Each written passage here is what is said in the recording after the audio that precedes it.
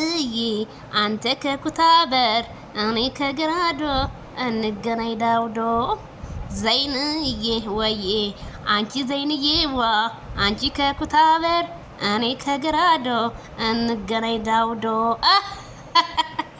ሰበር ዜና ቤተሰብዬ ለአቤላየና ለማርቲን የዘፈኑና እንግዲህ የዳይመንድ እህት ዛሬ አቤላየን በጥፊ መታው ማነጋገሪያ እየሆነች ነው።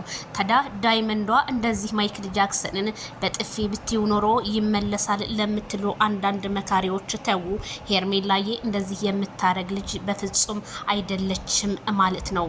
በጣም ይገርማል። ኮሜንታተሮች እኮ አታቀሳስሩ ማለት ነው። እና ማርቲዬ አቤላዬ እኔ አንተን ስለምወድህ ብዙ ፈተናዎችን ለመፈተን እንጂ እውነት ያንተን ወንድም አፍቅሬ አይደለም እባክህ ተረዳይ ብላ ማርቲ እንባ በተሞላ አይኖቿ አቤላየን ብትለምነውም አቤላዬ በመጀመሪያ ለወንድሜ ክብር ይኑርሽ ሲላት ተናገረ።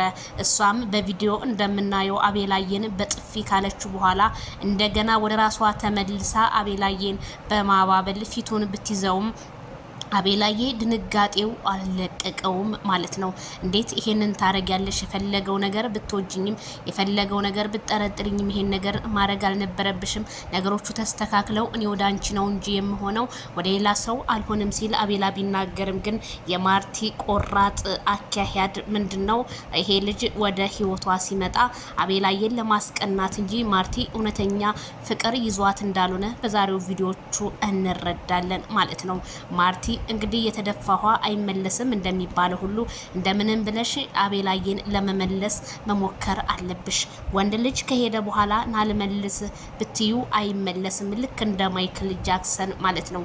ስለዚህ አንድ ነገር መንከባከብ አለብሽ። ልክ እንደ እንቁላል ወርቆ ከተሰበረ ተሰበረ ነው፣ መመለሻው በጣም ሩቅ ይሆንብሻል። ስለዚህ አቤላዬ ደግሞ ምንም ነገር የማያውቅ አንድ ፍሬ እንቦቀቅላሊ ስለሆነ ፍቅር የሚባለው ነገር ገና ሁሌ ምንም ስላልገባው ጭቅጭቅ ሲበዛ ነገሮቹን ሁሉ ኢግኖር አድርጓቸው ሌላ ጭቅጭቅ ያልበዛበት ዓለም ውስጥ መቀላቀልን ስለሚፈልግ አሁንም አንቺ ከምትጎጂ እንደዚህ የምትወጂው የምታፈቅሪው ከሆነ አቤላዬን የፈለገው ወንድ ቢደረደር በፍጹም እንድታረጊው አይፈልግም። አንቺም እንደዛ ማለት ነው። ስለዚህ ከሄርሜላ ከእህትሽ መማር ትችያለሽ።